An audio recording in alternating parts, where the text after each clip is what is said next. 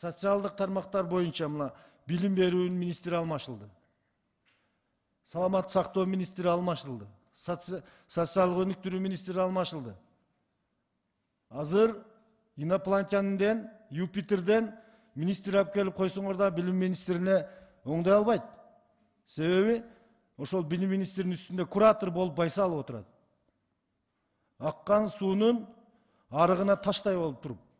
Ушул комитетке келип мазактаган парламентти. Кантип отурасыздар?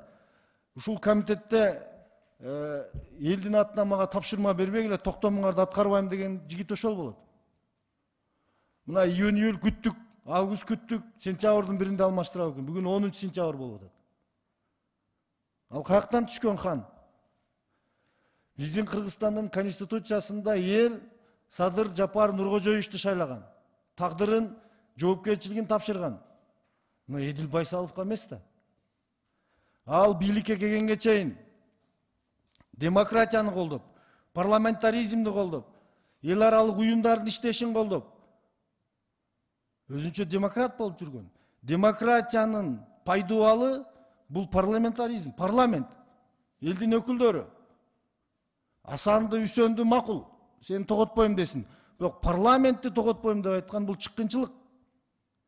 Президент ар дайым парламентти колдоп атат. Но Эдил Байсалов парламентти таныбайм деп чыгып атпайбы?